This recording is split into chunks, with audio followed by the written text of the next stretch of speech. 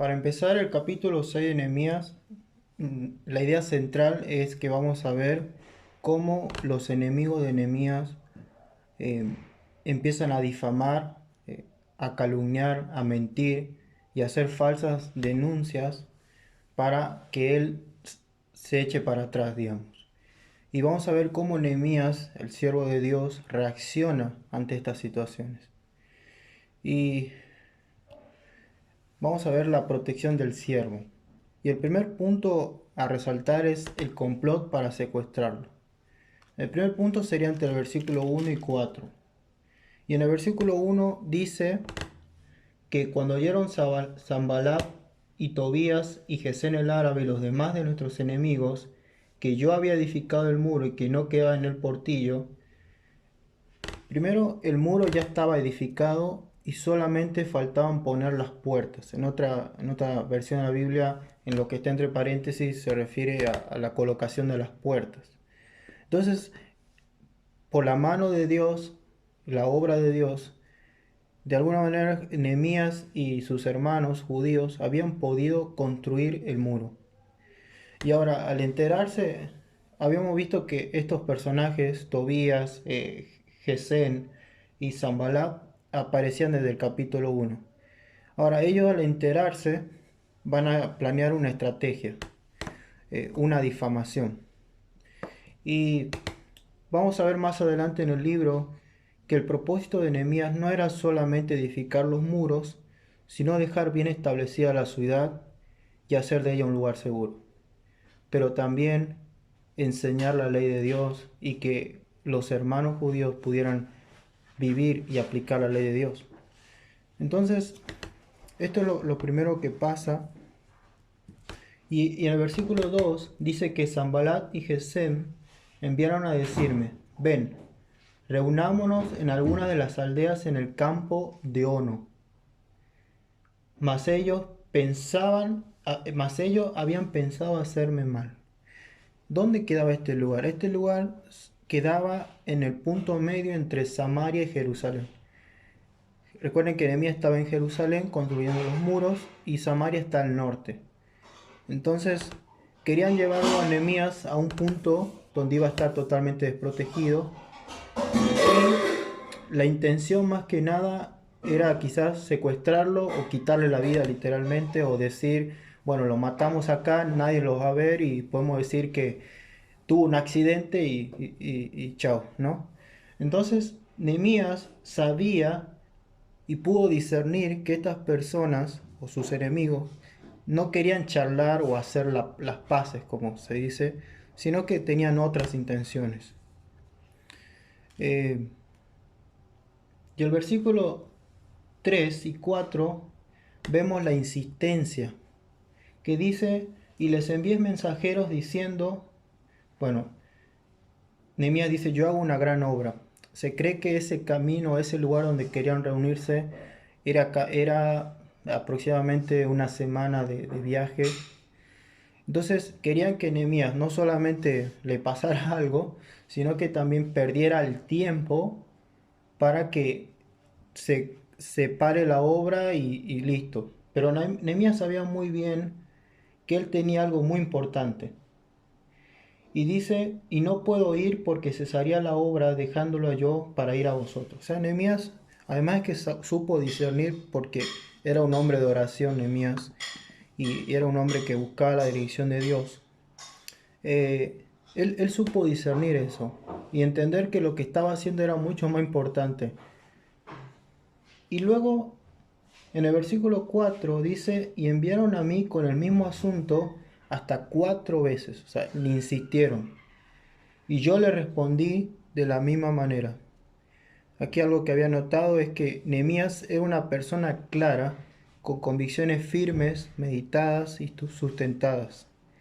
Su postura era firme, honrando a Dios por persistente que sea la oposición y por muy elevado que fuera el costo. O sea, Nehemías sabía las intenciones de sus enemigos, conocía y estaba seguro de lo que estaba haciendo, y tenía una prioridad muy importante. Y algunas de las aplicaciones que escribí es, bueno, que todo lo que yo haga sea para glorificar a Dios con una vida de servicio. Y Dios espera que esté enfocado y no que me distraigas con las falsas denuncias o acusaciones que vengan a mí para que deje de glorificar a Dios. Ser alguien que mantenga una postura firme honrando a Dios, por persistente que sea la prueba o la oposición y por muy elevado que fuera el costo. Y acá puse una pregunta: ¿qué puede ser una oposición hoy en mí que me esté quitando el sueño? Obviamente que no es que Nehemías confiaba en Dios, pero del solo hecho de que él sabía que lo querían matar y que lo estaban difamando, acusando falsamente, no era algo que era fácil de lidiar, sino que le jugaba un poco en la cabeza. Y, pero sin embargo él confiaba en Dios y seguía enfocado en el servicio a Dios, en lo que Dios le llamó a hacer. Entonces, hoy en día quizá hay muchas cosas que nos pueden quitar el enfoque de nuestra vida enfocada en Dios. Puede ser el trabajo, puede ser la situación del país, la preocupación. Justamente hoy hablaba con mi jefe de trabajo que, bueno, él me decía que sí, todos nos preocupamos y está bien, pero no entender que nuestra fe en Dios y nuestra confianza en Dios debe estar sobre todo. Y Nehemías tenía este punto en común. Ahora, vamos a ver qué pasa luego. Ahora no funciona esta estrategia y van ahora a hacer un complot para desprestigiar a Nehemías. Y en el versículo 5 dice que entonces Sanballat envió a mí, su criado, para decir lo mismo por quinta vez con una carta abierta en su mano. ¿Qué significa? En aquel tiempo una carta abierta significa algo que era público y que todo el mundo podía leerlo.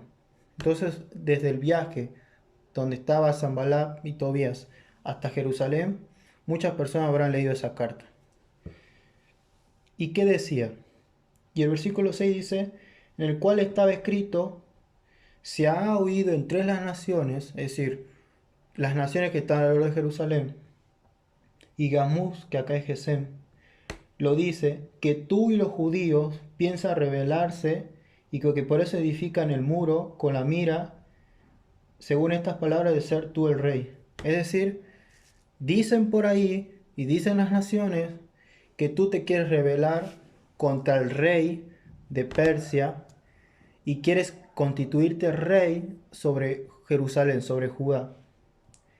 Y el versículo 7 dice, y que has puesto profetas para que proclamen acerca de ti en Jerusalén, diciendo, hay rey en Judá, y ahora serán oídas del rey las tales palabras, ven por tanto y consultemos juntos. Es decir, le dice, mira, se ha oído, se ha dicho que tú quieres hacer esto.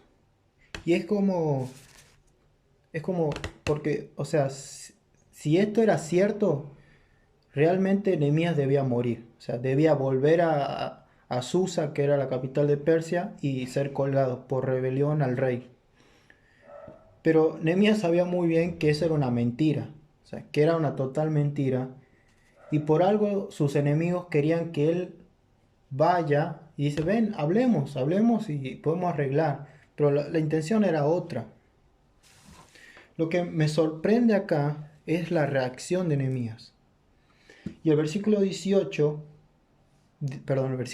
dice, envié yo a decirle, no hay tal cosa como dices, sino que de tu corazón lo inventas. De tu corazón lo inventas. Y yo había anotado algunas cositas, alguna aplicación acá. Primero, más que nada, que comprender que las falsas e injustas calumnias pueden ser un proceso formativo de carácter semejante al de Cristo. No hay duda de que Nehemías, a través de todas estas falsas acusaciones, fortalecía más su fe en Dios y crecía más en madurez espiritual. Y la aplicación aquí es entender que muchas veces quizás injustamente van a hablar mal de nosotros o van a difamar, etcétera. pero verlo como un proceso de formación de carácter. Es cómo reaccionamos nosotros. Y, y la primer cosita a ver acá es examinando nuestro corazón. Cuando estaba viendo esta parte decía, esto me hizo acordar algo cuando no sé si a ustedes les pasan, pero cuando están hablando con otra persona y la otra persona les dice o le escribe, le dice, quiero preguntarte algo. O, y a veces es como un momento de suspensión porque me quiere preguntar algo, ¿de qué será? Y viste que pasa el tiempo, pasa unos minutos y empiezas a pensar, ¿habré hecho algo malo? ¿Qué hice? ¿Hice todo bien? O sea, uno se empieza a examinar. Y Nehemías obviamente estaba seguro de lo que era y de lo que había hecho en todos esos años en Jerusalén. Pero algo que nos invita a la palabra de Dios es examinar nuestro corazón. Y, y el Salmo 139 dice, examíname, oh Dios, y conoce mi corazón. Pruébame y conoce mis pensamientos. Y ve si hay en mí camino de perversidad, y guíame en el camino eterno. No hay dudas de que justo estaba leyendo un poco de un hermano en la fe que se llama John Owen, y él habla acerca un poco sobre lo que hay en el corazón del ser humano. Y David, este salmo escrito por David, él sabía que hay cosas dentro de su corazón que había cosas dentro de su corazón que él quizá no lo podía ver, y por eso él hace esta oración a Dios, o este clamor a Dios. Entonces, no solamente Dios espera que nosotros seamos íntegros, sino también ser sincero con el Señor y pedirle al Señor que examine nuestro corazón. Porque quizá hay cosas que tenemos y no nos damos cuenta y que Él quiere arreglar, ¿no? Eh, bueno, otra cosa más es entender que estas situaciones que pasó Nehemías y nos puede pasar a nosotros nos puede llevar a depender más de Dios y que Él puede transformar ese mal en bien. Y bueno, había dicho la actitud de Nehemías ante estas falsas acusaciones, pero y me hizo acordar Romanos 12, que dice, no paguéis a nadie mal por mal, procurad lo bueno delante de todos los hombres, si es posible en cuanto dependa de vosotros, está en paz con todos los hombres. No os venguéis vosotros mismos, amados míos, sino dejad lugar a la ira de Dios, porque escrito está, mía la venganza, yo pagaré, dice el Señor. Es verdad que Nehemías tuvo esta respuesta, porque él de alguna manera tenía una influencia política como líder, como gobernador de Judá, y podía haber tomado venganza con mano propia, digamos. Pero no lo hizo, porque él sabía que Dios estaba con él y que Dios era el juez justo y que él iba a hacer justicia. Y eso lo vamos a ver más abajo en el mismo capítulo. Y también, por último, en esta parte es depender de Dios cuando todo parece negativo. Y porque, o sea, no es fácil cuando te atacan, digamos, y tú sabes que no es así la cosa, o sea, que no es lo que dicen. Pero ahí es donde Dios también espera que nosotros dependamos más de Él. Y ahí había leído Isaías 35 que dice, fortalecer las manos cansadas, afirmar las rodillas endebles, decía lo de corazón opacado, esforzaos, no temáis, he aquí que vuestro Dios viene con retribución, con pago, Dios mismo vendrá y os salvará. Esto es hermoso, porque es como, si estás golpeado, refúgiate en Dios, refugiémonos en Dios, porque Él es el único que nos puede ayudar y dar la fortaleza. Pero antes de pasar a este punto, vamos a terminar el 9, que dice, porque todos ellos nos amedrantaban diciendo, se debilitarán las manos de ellos en la obra y no será terminada. Y al final dice Nehemías, ahora pues, oh Dios, fortalece tú mis manos. Y justamente estaba leyendo esta semana, estos días, una parte cuando David canta a Dios, cuando Dios lo libera de sus enemigos, de los filisteos, y al final hace un cántico y dice, Jehová, fortaleza mía, roca mía y mi libertador. Y es fortaleza mía. Y Nehemías dice, fortalece mis manos. Y bueno, es como también pedirle a Dios fuerzas cuando quizás no las tenemos, ¿no? Ahora sí, vamos con lo otro. Como habían visto anteriormente, en el punto 2 se vio cómo querían desprestigiar políticamente a Nehemías, porque era un gobernador. Pero ahora vamos a ver que querían intimidarlo dentro del mismo pueblo y dejarlo, eh, desprestigiarlo religiosamente. O sea, a ver. Y el versículo 10 dice, y vine luego a casa de Semaías. ¿Quién era Semaías? Era un hombre que lo más seguro era un sacerdote consagrado a Dios y que dice que Nehemías va a este hombre. Lo más seguro es que, porque dice, porque él estaba encerrado. O sea, lo más seguro es que Nehemías haya ido a este hombre para buscar apoyo, para compartir lo que le estaba pasando. Y también haya ido porque al saber que el sacerdote estaba encerrado, vio que tenía miedo, lo más probable. Entonces, él también fue, porque de alguna manera se sentía identificado. Y el sacerdote le dijo, en el mismo versículo 10, reunámonos en la casa de Dios, dentro del templo, porque vienen para matarte, sí, esta noche vendrán a matarte. Bíblicamente, solamente los que podían entrar dentro del templo eran los sacerdotes. Y Nehemías no era un sacerdote, no podía y no tenía el permiso para entrar. Si Nehemías, por el temor, entraba a ese lugar, iba a perder toda la reputación como gobernador y iba a cometer un pecado grave delante de Dios. Pero Nehemías dice en el versículo 11, entonces dije, ¿un hombre como yo ha de huir? ¿Y quién que fuera como yo entraría al templo para salvarse la vida? No entraré. O sea, Nehemías estaba firme, digamos, pero eso se debía porque él era una persona de oración.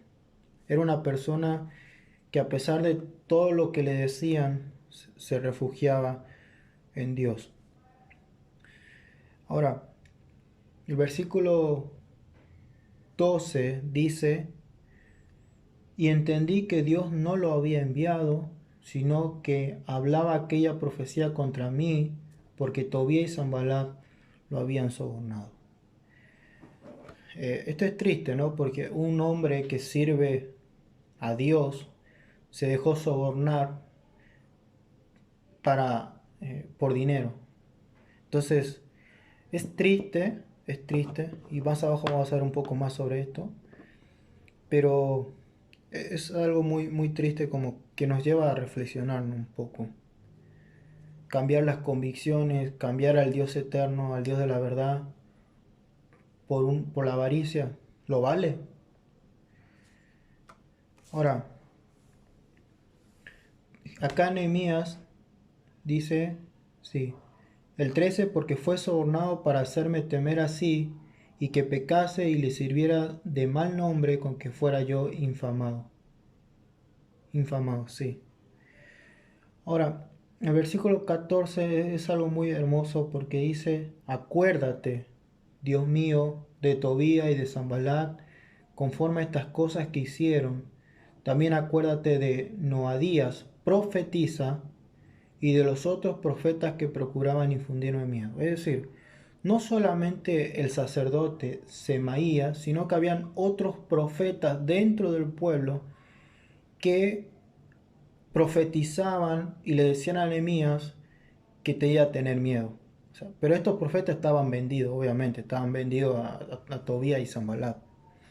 Pero Nehemías no se venga. O sea, Nehemías no toma la venganza por sus manos.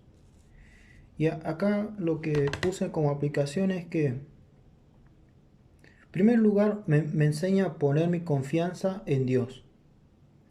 También a ser sabio y discernir en qué personas decido confiar, o sea, ser sabio y discernir, pero estar preparado porque a veces la traición puede venir por ahí. El tema es cómo reaccionaría yo ante esa situación. Encomendaré la causa al Señor y estaré dispuesto a perdonar como Cristo me perdonó.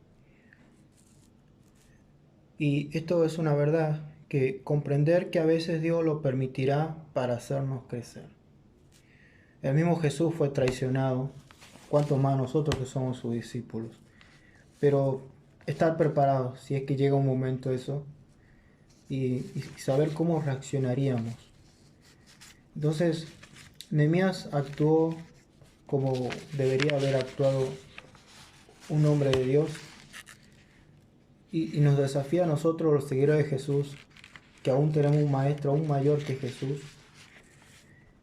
actuar de la misma manera y perdonar como Cristo nos perdonó. Ahora, el último es el complot para socavar su autoridad.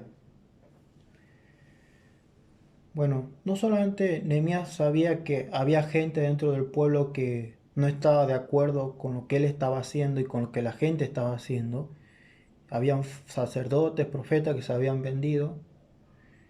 Ahora pasa algo, antes que vayamos a esa parte, el versículo 15 dice: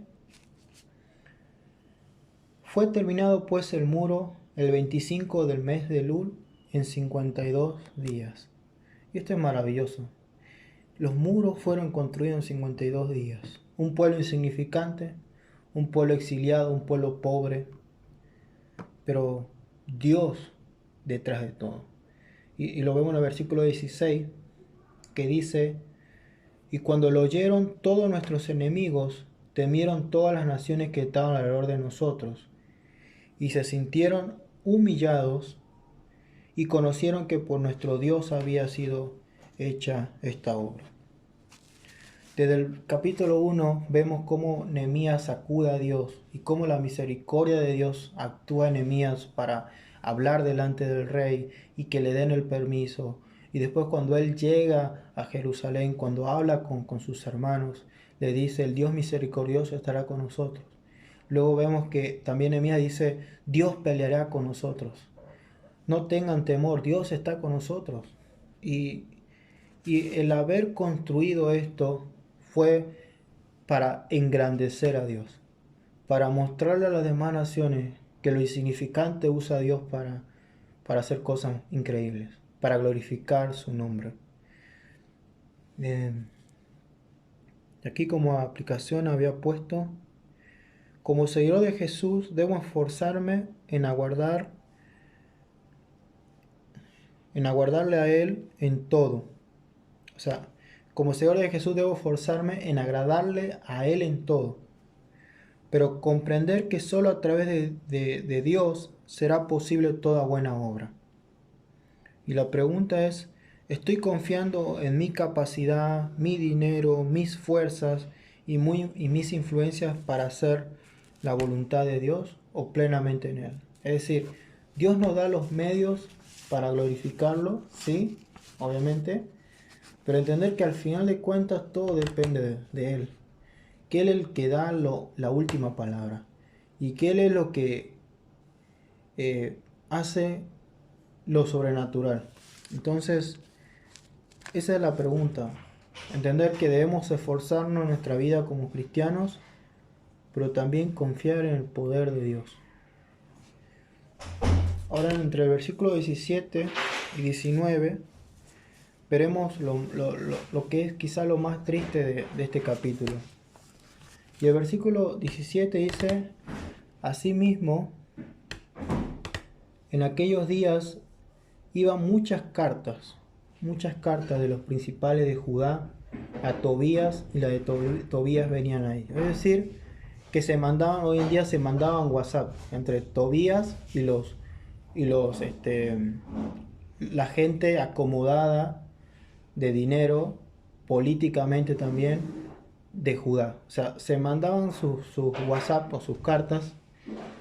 Y dice, porque muchos en Judá se habían conjurado con él, porque era yerno de Secanías y había tomado por mujer.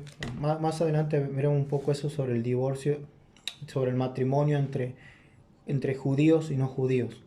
Pero no diga que el enemigo se había metido dentro y había alianzas familiares, políticas y económicas.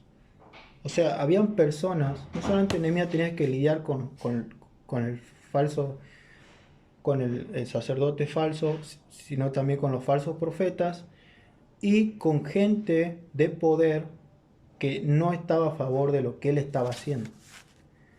Entonces, es como que era dura la cosa.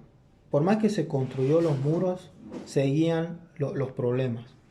Y habían personas dentro que no veían por el bienestar del prójimo o del más pobre, sino que le interesaba más el dinero, el mantener la posición política, el cargo político que tenían y también el placer. ¿Sí? No al solo hecho de hacer matrimonios con personas que no eran judías, era como tirar por la borda la voluntad de Dios, porque Dios no lo permitía. Entonces, el versículo 19 dice, también contaban delante de mí las buenas obras de él. Es decir, que esta gente delante de Nehemías hablaba bien de Tobías, el enemigo. Y le decían a Tobías todo lo que hacía Nehemías. O sea, mira, Nehemías hizo esto y eso. O sea, estaban al día, digamos. Y Tobías le enviaba cartas a Nehemías para atemorizarlo aún más. Es decir que a pesar de que hubo un gran avance, el enemigo seguía atacando. Y aquí puse Juan 15:4 que dice, permaneced en mí y yo en vosotros, como el pámpano no puede llevar fruto por sí mismo, si no permanece en la vid. Así tampoco vosotros, si no permanecéis en mí. Esto lo dijo Jesús a sus discípulos y creo que en estos tiempos difíciles o en los momentos duros quizás, siempre debemos recordar estas palabras, permanecer en Él. Y por último, unas palabras de Jesús que también dijo, estas cosas he hablado para que en mí tengáis paz. En el mundo tendré aflicción, Nehemías la tuvo, pero confiad en Él, yo he vencido al mundo. Eso sería todo.